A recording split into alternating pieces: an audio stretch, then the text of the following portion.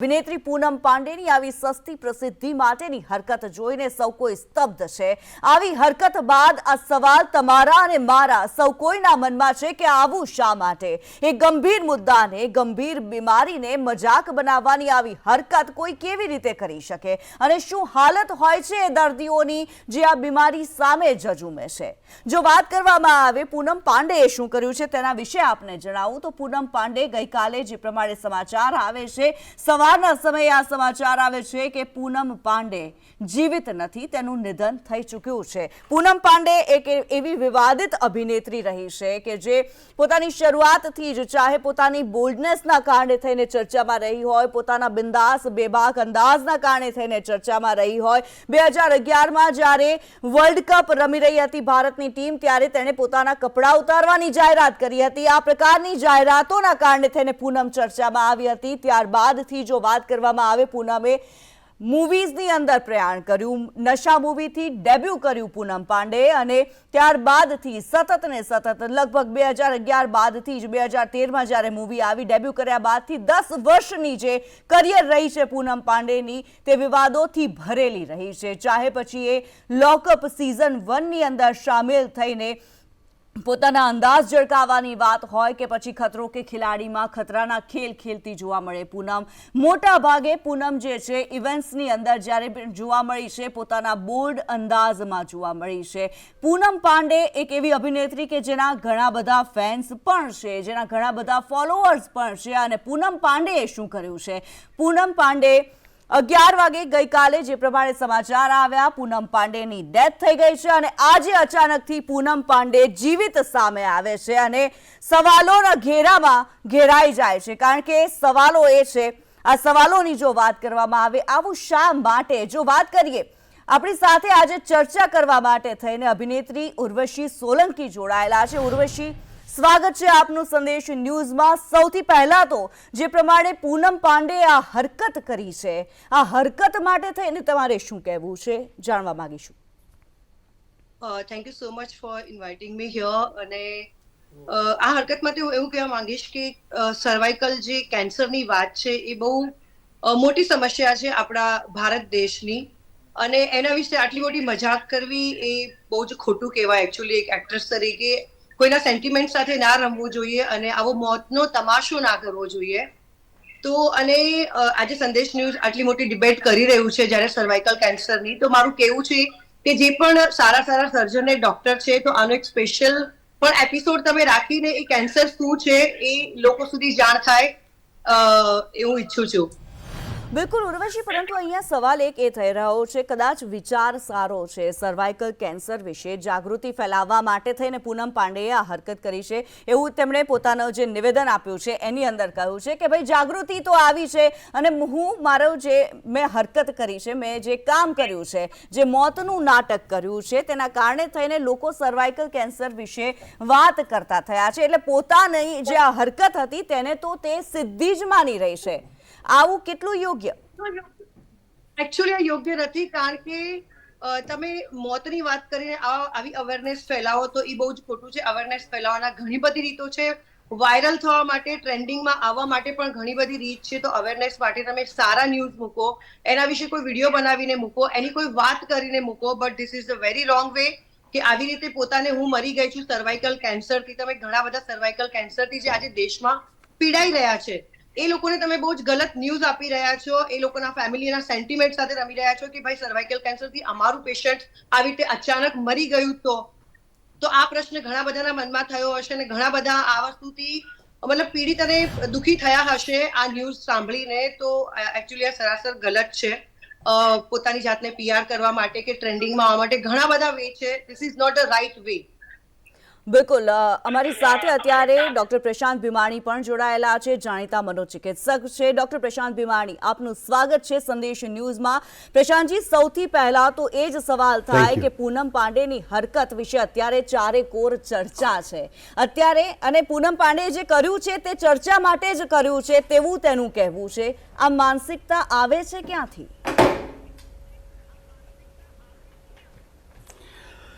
સાચું કહું કિન્નરી, તો આ માનસિકતા જે છે એ ખરેખર લઘુતા ગ્રંથિની આ બધા દૂરોગામી પરિણામો છે.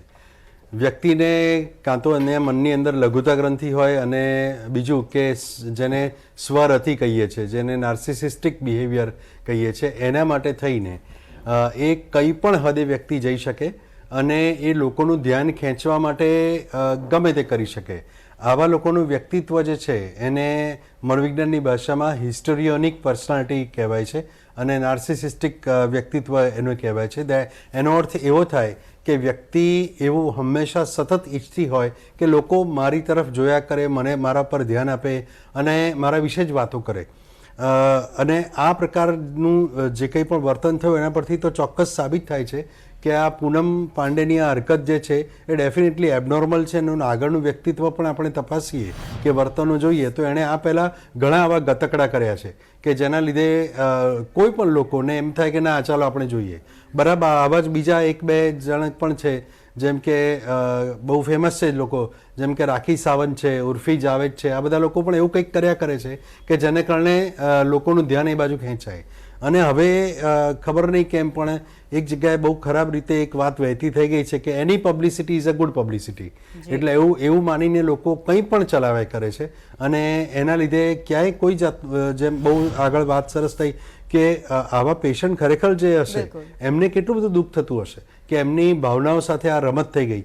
અને બીજું કે કેટલા બધા એવા ફેન હોય કે જે લોકોને પણ એવું લાગ્યું હશે કે ભાઈ આ અરે રે આવું થઈ ગયું, અને પછી બીજા દિવસે સવારે એ જોવે છે ત્યારે પોતાને છેતરાયાની અનુભૂતિ કરે છે. એટલે આના વિશે આપણે આગળ ચર્ચા કરીએ છીએ પ્રકારનું બિહેવિયર જે છે. જી, અત્યારે આપણી સાથે ડોક્ટર બીજલ પટેલ જોડાયેલા છે, ગાયનેક ઓન્કો સર્જન છે, કેન્સર હોસ્પિટલ સિવિલના સર્જન છે. ત્યારે ડોક્ટર બીજલ, સ્વાગત છે આપનું સંદેશ ન્યૂઝમાં. જે પ્રમાણેની આપે પણ ચર્ચા સાંભળી હશે, પૂનમ પાંડેએ જે પ્રમાણે હરકત કરી છે, કહેવાતી રીતે સર્વાઇકલ કેન્સર વિશે જાગૃતિ લાવવા માટે થઈને આ હરકત કરી છે, કઈ રીતે મૂલવશો આને? જેમ ડૉક્ટર પ્રશાંત ભીમાણીએ કહ્યું એ એકદમ ખોટી વાત છે. જાગૃતિ લાવવા માટેના ઘણા બધા રસ્તા છે કે તમે કેન્સર માટેની અવેરનેસ માટે તમે શું સ્ક્રીનિંગ કરવાનું, કેવી રીતે ટેસ્ટ કરાવવાનું, એ રીતે તમે કહી શકો છો. આ રીતે તમે જાગૃતિ ના લાવી શકો. બિલકુલ. અને સર્વાઇકલ કેન્સર વિશે જ્યારે વાત કરતા હોઈએ મેમ, સર્વાઇકલ કેન્સર વિશે જાગૃતિની જરૂર તો છે જ, પરંતુ કેટલું ગંભીર છે? ના, જાગૃતિની 100% જરૂર છે, કારણ કે એક જ કેન્સર એવું છે કે જે આપણે કેન્સરના પૂર્વાવસ્થા પહેલાં બી નિદાન કરી શકીએ છીએ, અને પહેલા તબક્કામાં નિદાન થાય તો 90% કેસમાં આપણને મટવાની પૂરી શક્યતા રહે છે. એના જાગૃતિ માટેની ઘણા બધા રસ્તા છે.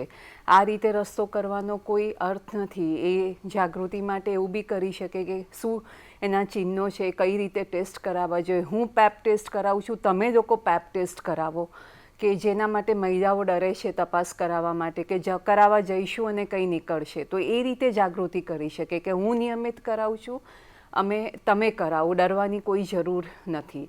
મારા પ્રમાણે આ જ એક બેસ્ટ રસ્તો છે. બિલકુલ, અવેરનેસ માટેનો, જે જાગૃતિ માટેનો રસ્તો છે, લોકો સાથે વાત કરીને તેમને જાગૃત કરવા જોઈએ. આજે હરકત કરી છે, મોતનું નાટક કહી રહ્યા છીએ, મોતનું જે નાટક કર્યું છે. ઉર્વશી, એક પબ્લિક ફિગર હોય અને આ પબ્લિક ફિગર દ્વારા આ પ્રકારની હરકત જ્યારે કરવામાં આવે છે, ઘણા બધા લોકોને અસર કરતી હોય છે. કારણ કે જે પ્રમાણે ડૉક્ટર પ્રશાંત ભીમાણીએ પણ કહ્યું કે એક સેલિબ્રિટીના ઘણા બધા ફેન્સ હોય છે, ઘણી બધી ફેન ફોલોઈંગ હોય છે, ઘણા બધા લોકો તેમને અનુસરતા હોય છે, ફોલો કરતા હોય છે, ત્યારે આ કેટલું ગંભીર સાબિત થાય? એકચ્યુઅલી એક મજાકવાળી વાતથી તમે પબ્લિસિટી કે વાયરલ થાવ એક અલગ વસ્તુ થઈ જાય, પણ આ બહુ જ સેન્ટિમેન્ટલ વાત હતી અને દુઃખની વાત હતી. કારણ કે બીમારી એક જ્યારે આવે ત્યારે એક દુઃખ સાથે જ આવતી હોય છે.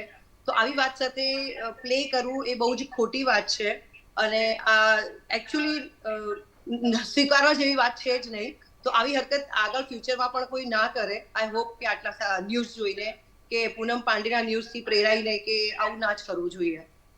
બિલકુલ ડોક્ટર પ્રશાંત, હું આપની પાસે આવું, જે પ્રમાણે આપ કહી રહ્યા હતા કે આ જે માનસિકતા છે, નાર્સિસિસ્ટ જે માનસિકતા કહેવાય છે, પોતાના વિશે જ માત્ર પોતે ચર્ચામાં રહેવા માટે થઈને આ પ્રકારની હરકત કરવામાં આવે છે લોકો દ્વારા, આવી રીતે સેલિબ્રિટીઝ દ્વારા.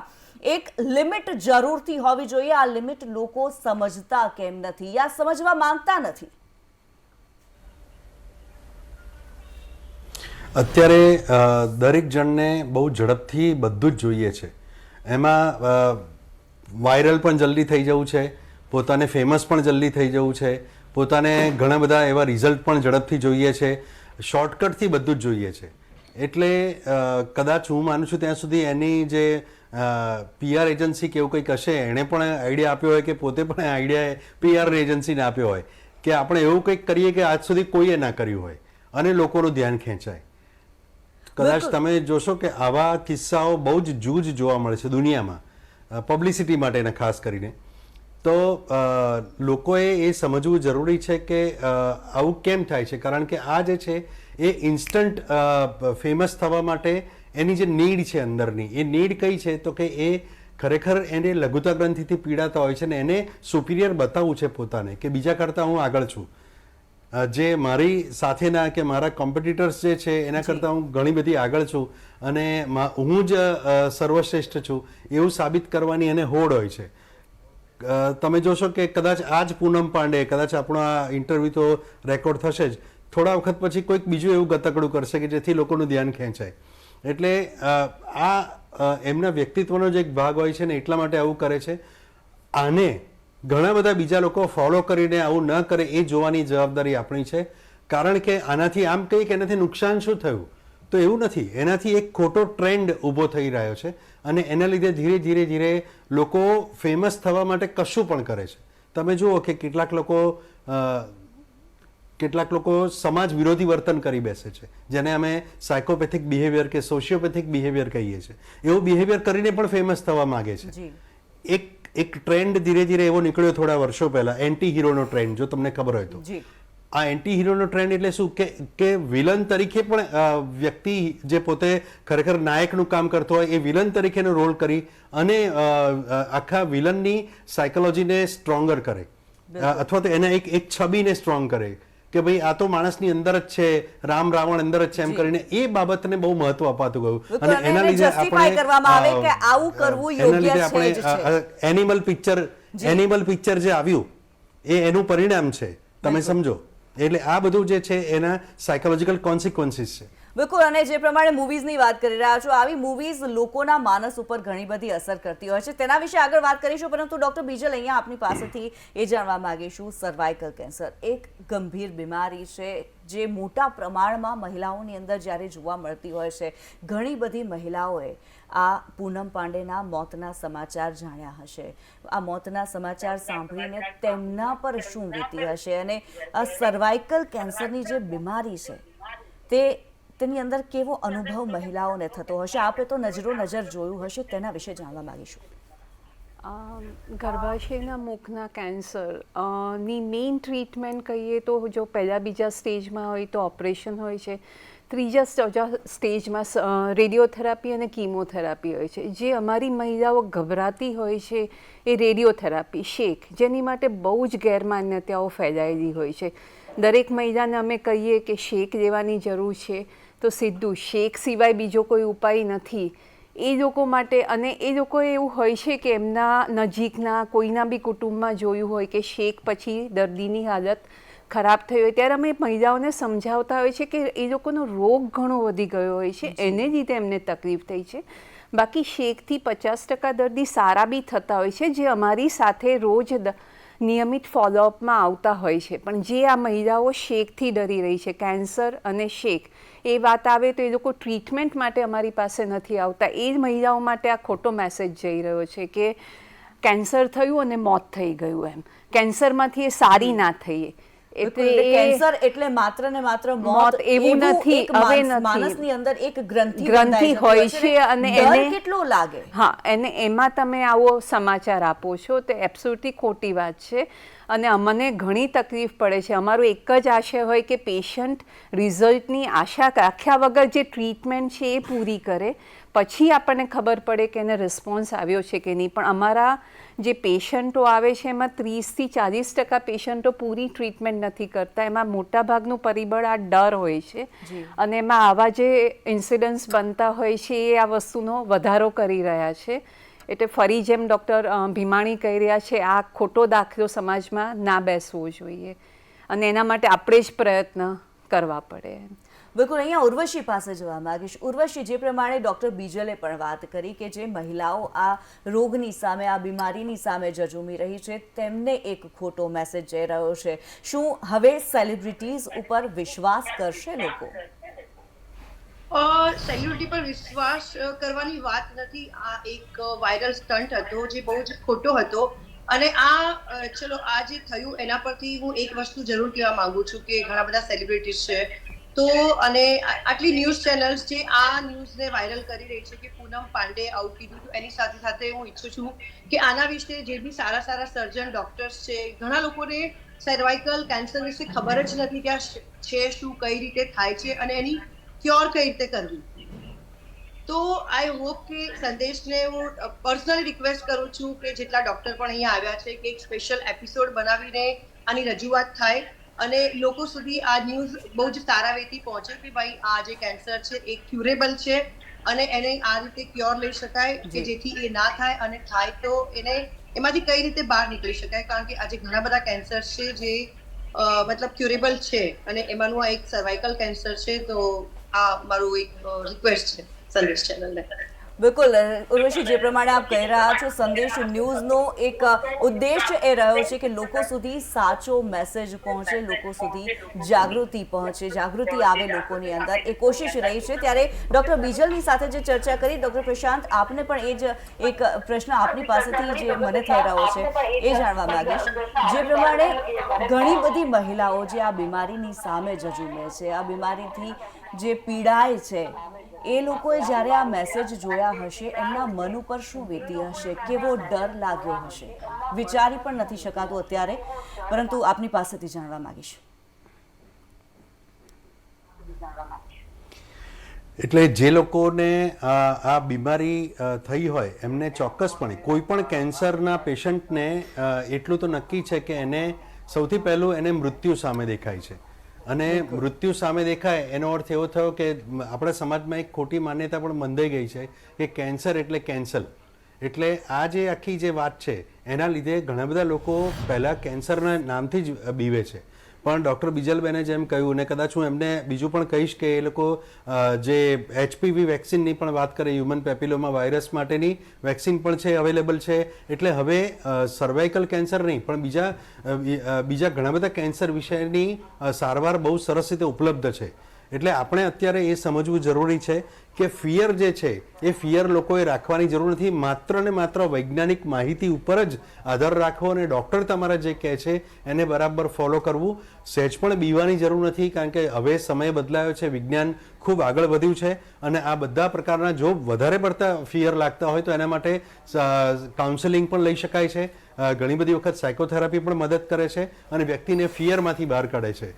જે એની મેડિકલ ટ્રીટમેન્ટ છે એ તો ડેફિનેટલી એ રીતે જ થવાની છે, પણ બીકના કારણે ઘણી બધી વખત વ્યક્તિની ઇમ્યુનિટી જે છે એ અસર પામે છે. તો એ સાયકોલોજીકલ ફેક્ટર જે છે એ પણ ખૂબ મહત્વનું છે, જેને અમે ઓન્કો સાયકોલોજીની અંદર અમે એને વણી લેતા હોઈએ છીએ. એટલે આ પણ એક બહુ મહત્વની વાત દર્શકોએ સમજવા જેવી છે.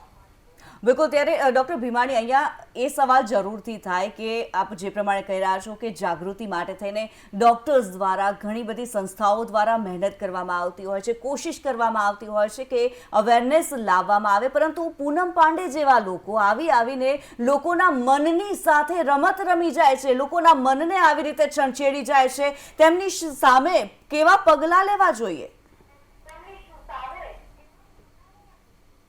હું તો એવું માનું છું કે ખરેખર સોશિયલ મીડિયા માટેની એક ગાઈડલાઈન તૈયાર થવી જોઈએ અને જો કોઈ પણ આવા પ્રકારનું વર્તન દેખાય તો એને કડકમાં કડક સજા પણ થવી જોઈએ.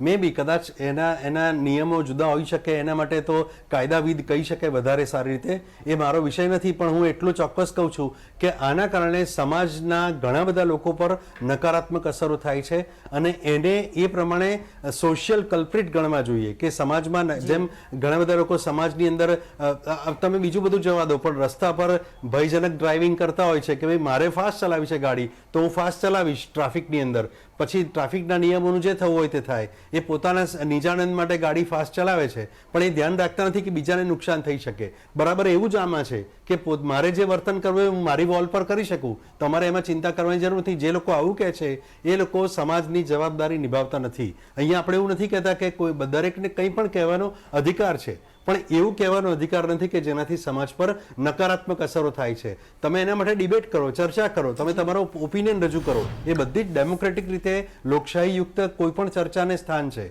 પણ તમારા મનગમતું વર્તન કરીને લોકોને બીવડાવવાનો તમને કોઈ અધિકાર નથી. બિલકુલ, લોકોને બીવડાવવાનો કોઈને અધિકાર નથી અને પૂનમ પાંડેની આ જે હરકત છે અયોગ્ય જ છે. ડોક્ટર બીજલ, અહીંયા સવાલ એ થઈ રહ્યો છે, સર્વાઇકલ કેન્સરની જ્યારે વાત કરતા હોઈએ સરકાર દ્વારા પણ પગલાં લેવામાં આવે છે, જે પ્રમાણે હમણાં બજેટની અંદર પણ જાહેરાત કરવામાં આવી છે 9 થી 15 વર્ષની જે છોકરીઓ હશે તેમને સર્વાઇકલ કેન્સરની વેક્સિનેશન ફ્રી આપવામાં આવશે એવી જાહેરાત પણ કરવામાં આવી છે. સરકાર દ્વારા પણ જે મહેનત કરવામાં આવતી હોય છે જાગૃતિ માટે થઈને, સર્વાઇકલ કેન્સર માટે થઈને લોકોમાં એક ડર ન રહે, જે મહિલાઓ છે તે ન ડરે, તેના માટે થઈને શું કહી શકીએ? જે સરકાર દ્વારા પગલું લેવામાં આવ્યું છે એનું તો બહુ જ ઉત્તમ પગલું કહી શકાય. જે ડૉક્ટર ભીમાણીએ કહ્યું વેક્સિનેશન એટલે પ્રાઇમરી પ્રિવેન્શન, એટલે જ્યારે રોગ થતો હોય એ પહેલાં આપણે જે પગલાં લઈએ છીએ.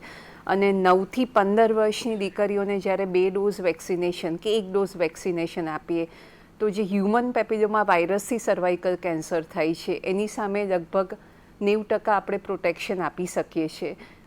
વેક્સિનેશન શોધાઈ છે એ આપણા માટે બહુ અગત્યની વસ્તુ છે ને સરકાર એને જે આપણે નાના બાળકોને ઇમ્યુનાઇઝેશનનો પ્રોગ્રામ હોય એવી રીતે આ દીકરીઓને ઇમ્યુનાઇઝેશનના પ્રોગ્રામમાં જો વેક્સિન કરે તો એનાથી ઉત્તમ બીજું કોઈ પગલું નથી. અને એ સિવાય પણ જે કહે છે કે સેકન્ડરી પ્રિવેન્શન કે આ જે સ્ક્રીનિંગ સ્ટ્રેટેજી છે કે 30 વર્ષ પછી દરેક મહિલાએ HPV DNA ટેસ્ટ અથવા પેપ ટેસ્ટ કરાવે તો દર 3 વર્ષે અને HPV DNA ટેસ્ટ કરાવે તો દર 5 વર્ષે કરાવવું જોઈએ. 30 થી 65 વર્ષ સુધીનો ટેસ્ટ છે. અને એ સિવાય અને એ HPV વાયરસ એવું ઇન્ફેક્શન છે કે જ્યારે આપણને ગર્ભાશયના મુખનું કેન્સર થવાનું એટલે કેન્સરની પૂર્વ તબક્કામાં એમાં આ ટેસ્ટથી પેપ ટેસ્ટ કે HPV DNA ટેસ્ટથી આપણે એ ડાયગ્નોસ કરી શકીએ છીએ. અને 10 વર્ષ પહેલાં કેન્સરનો પૂર્વ તબક્કો છે એ તમે ડાયગ્નોસ કરી શકો છો. અને પૂર્વ તબક્કા એટલે પ્રી કેન્સરસ લિઝનની જો આપણે ટ્રીટમેન્ટ કરીએ તો એ 100% ક્યોરેબલ છે. એટલે દરેક મહિલાને એક જ પૂનમ પાંડે કરવું હોય તો આ કરી શકે કે વેક્સિનેશનનું એમ્બેસેડર બની શકે, દરેક પોતાની દીકરીને વેક્સિનેશન આપતા હેઝિટેટ ના થાય. અને દરેક મહિલાને એક ડર હોય છે કે મને કંઈ તકલીફ નથી તો હું શું કામ પેપ ટેસ્ટ કરાવું, તો એ અવેરનેસ ફેલાવે કે કંઈ તકલીફ નથી તો પણ પેપ ટેસ્ટ કરાવશો તો ભવિષ્યમાં કંઈ કેન્સર થવાનું હશે તો તમને 10 વર્ષ અગાઉ ખબર પડી શકશે. અવેરનેસ ખૂબ જ જરૂરી છે. યોગ્ય સમયે તપાસ, યોગ્ય સમયે નિદાન, યોગ્ય સમયે સારવાર કરાવો તો સર્વાઇકલ કેન્સરથી બચી પણ શકાય છે. અત્યારે એક મેસેજ અમે આપી રહ્યા છીએ આપને, ડોક્ટર બીજલ દ્વારા પણ આ મેસેજ આપવામાં આવ્યો છે. ડોક્ટર પ્રશાંત ભીમાણીએ પણ આ એક મેસેજ આપના સુધી પહોંચાડ્યો છે. ડોક્ટર પ્રશાંત, ડોક્ટર બીજલ, આપ અમારી સાથે જોડાયા તે બદલ આપનો ખૂબ ખૂબ ધન્યવાદ.